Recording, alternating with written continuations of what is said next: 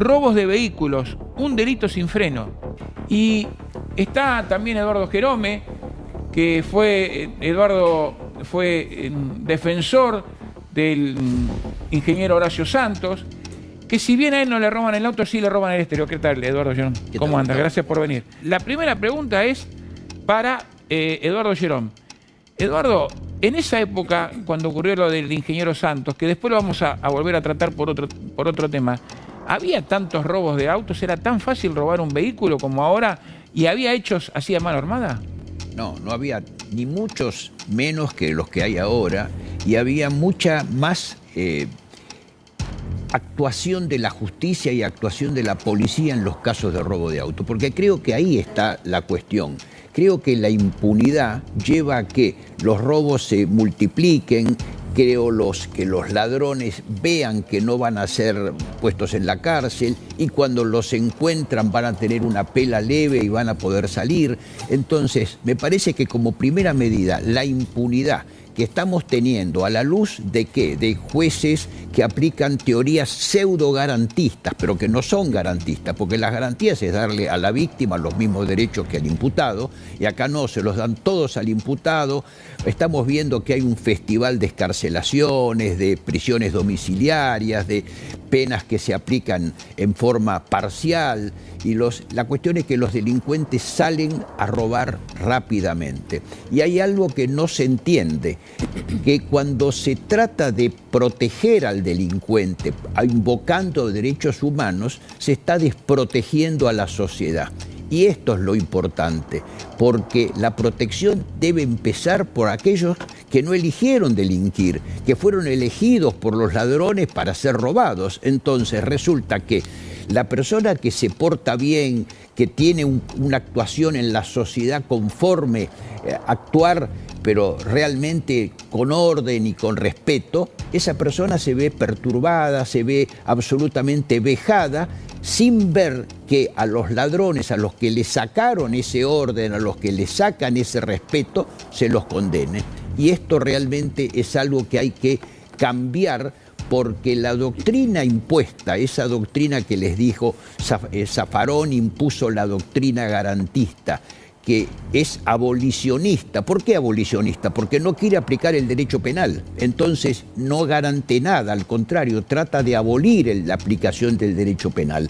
Entonces esto ha infectado la mente, y hay que decirlo con toda crudeza, la mente de abogados que después fueron fiscales, jueces, profesores, etcétera, y que ahora se empezó a revertir, porque después de tantos años de esta doctrina absurda que ha provocado toda esta inseguridad de la que estamos hablando... O sea, esto viene de años. Viene de años. Y le quiero preguntar a...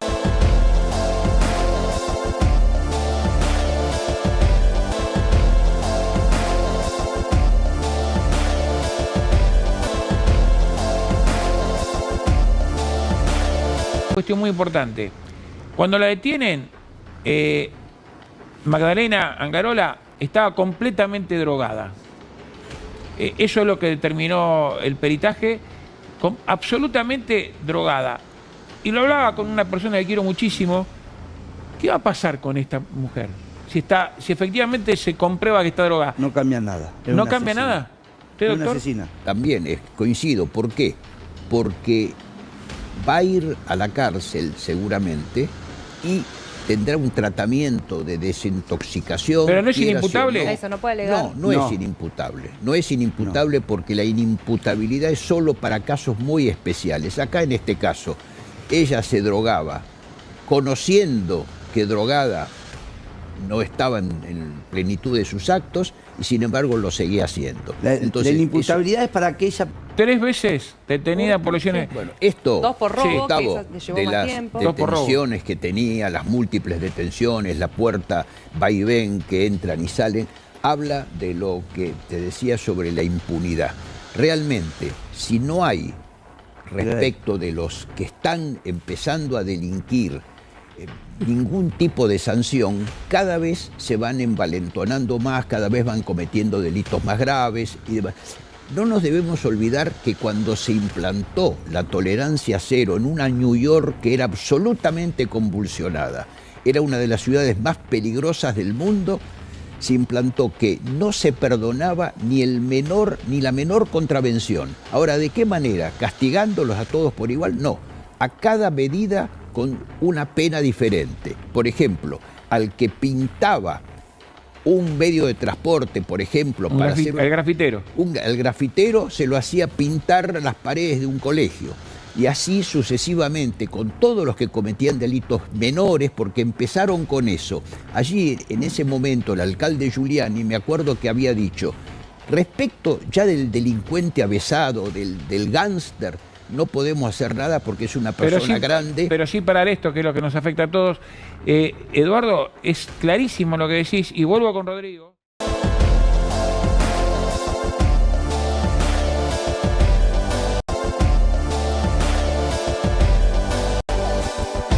Hay vecinos que han tomado la decisión de armarse porque están cansados de la inseguridad, porque ven que el Estado no los cuida, como recién decía Baqué y Gerón.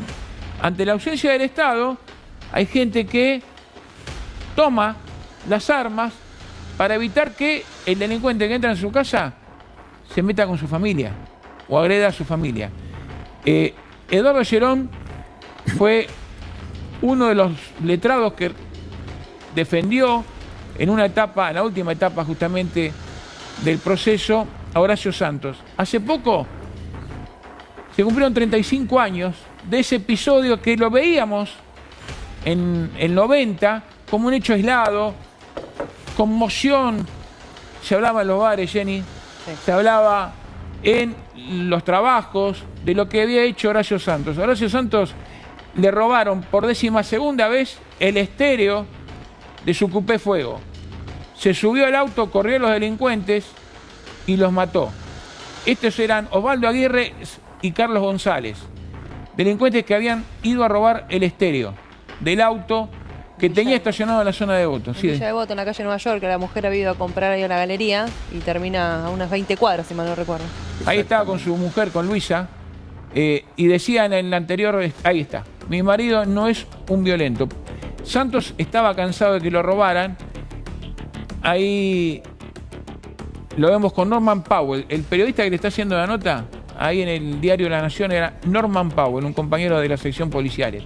Pero miren, era un hecho aislado y que provocó conmoción. Hoy lo tenemos todos los días, por eso los números, 47 hechos parecidos a los de el ingeniero Santos en cifras oficiales. Eduardo Gerón, ¿qué reflexión tenés después de tanto tiempo? Bueno, ¿y cómo ve la realidad? Realmente se pregona mucho que no hay que hablar de legítima defensa, que no hay que incitar a eso, etc. Yo no me armaría. Por supuesto, no es que hay que incitar, pero no se puede negar que la persona a la que el Estado no protege pueda defenderse, porque es un derecho constitucional que tiene. Y hay que decirlo para que aclarar las cosas, que la legítima defensa no solo es un derecho constitucional, sino que la ley lo prevé expresamente. Lo que requiere... Pero Santos estuvo preso. ¿Por qué estuvo preso Santos? No, Santos estuvo preso los primeros días hasta que se determinó qué había pasado. Después estuvo en libertad durante todo el proceso, que duró muchísimo, duró como 5 años, y finalmente se consideró que había habido un exceso en la legítima defensa, pero siempre dentro de la legítima defensa, porque esto hay que decirlo, cuando ocurre un hecho en el que se defiende mata a la persona que lo está atacando, podrá ser un abuso o no, podrá ser un exceso o no, podrá estar... Pero lo que nunca puede haber es que sea un hecho doloso. O sea, siempre la pena va a estar referida a la legítima defensa si es que hay un exceso. Y la legítima defensa propiamente dicha, si uno no se excede, no tiene pena, porque no la puede tener, porque si es la consagración de un derecho, eso no tiene pena. Ahora, pero hay una realidad que también creo que hay que destacar, que nadie está obligado a dejarse robar, sea lo que sea. Él tiene derecho a defender sus pertenencias, porque cuando la ley habla, no solo habla de defenderse la persona, sino habla de los derechos. el Estado va a cambiar a partir de ahora. Hay un Estado que dice, el que las sale las paga. Me parece perfecto. Pero vos date cuenta, algo fundamental. La legítima defensa primero tiene que cumplir requisitos. Voy a hacer lo más coloquial posible. Pero en un segundo de víctima pasás a ser victimario. Es una milésima de segundo. Exacto. Donde está justamente tu derecho que estás defendiendo, pones en peligro el derecho del otro, que es la vida humana también. Y yo creo que Gerón no está de acuerdo con lo que decía Neumann, ¿no? No. ¿Por qué? Porque creo que el que da el paso para cometer el delito, el que pasa de la legalidad a la ilegalidad, es el ladrón. Entonces, ese ladrón, al pasar a la ilegalidad, está quebrando ya las normas de convivencia y se está exponiendo a la reacción que pueda tener. Entonces, ¿qué se puede encontrar? Una persona que no se defiende, que entrega todo, una persona que se defiende y a lo mejor pierde en la reyerta, y otra persona que a lo mejor saca un arma y lo mata o lo hiere. Entonces, todas estas reacciones, en la medida que estén respondiendo a un ataque que le está recibiendo de una persona que es ilegítimo, que es injusto y que además no tiene por qué ser necesariamente equidistante, porque si una persona viene con un martillo, yo tengo un arma, tengo derecho a tirarle un tiro. ¿Por qué? Porque no tengo otra forma de defenderme. Pero si es primero, breve. Yo, por ejemplo, le devolvería el poder a la policía jurisdiccional, a la policía de la Ciudad de Buenos Aires, le daría autonomía funcional para que puedan hacer efectivamente prevención del delito y que no lo estén persiguiendo porque le piden documento a una persona, por ejemplo, de Constitución o Retiro. Y además capacitaría a las personas potenciales portadoras de armas y le daría la aportación de armas.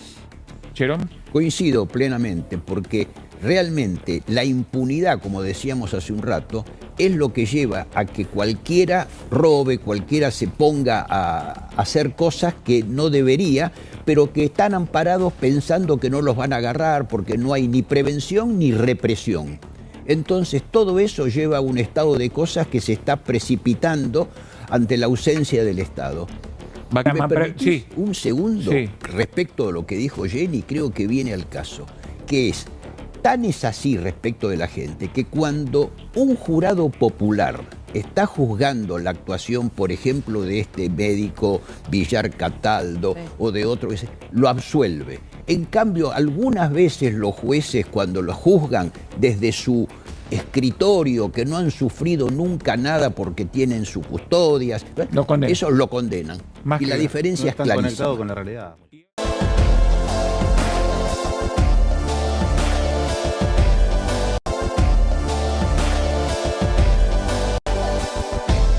Cositorto, 11 años de prisión por su presunta responsabilidad en ser el líder de una... Pero es claro que la protección política está en este caso como en tantos otros casos. Y fundamentalmente, ¿por qué? Porque esta protección... A mí me mandan las cartas de documentos, pues, Fito. Sí, perdón. Que de esta protección viven muchos políticos, como viven del delito en el Gran Buenos Aires. No nos podemos hacer los olvidadizos que la droga, toda la mafia de los narcotraficantes y la mafia de los grandes delincuentes, evidentemente responden a punteros políticos. Allí hay una devolución y por eso viene el entramado de la protección.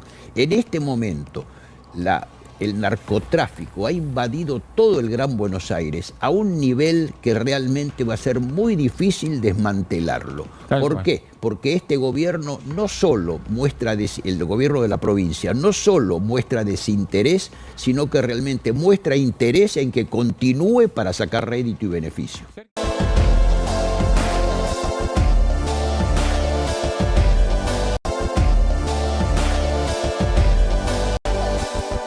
Es delito, a ver, es un delito menor. Además es un hecho grave, porque no es el hecho aislado de esto, sino que este hecho está poniendo de relieve todas las otras cosas que habían hecho a nivel mafioso, amenazas, atentados, no sé, inclusive vaya a saber si el DTN no también puede caer en el están también tema, investigando que están investigando, etcétera. Entonces no se lo puede menospreciar como un hecho menor. Esto es un hecho que hay que darle trascendencia, es un hecho grave y que realmente...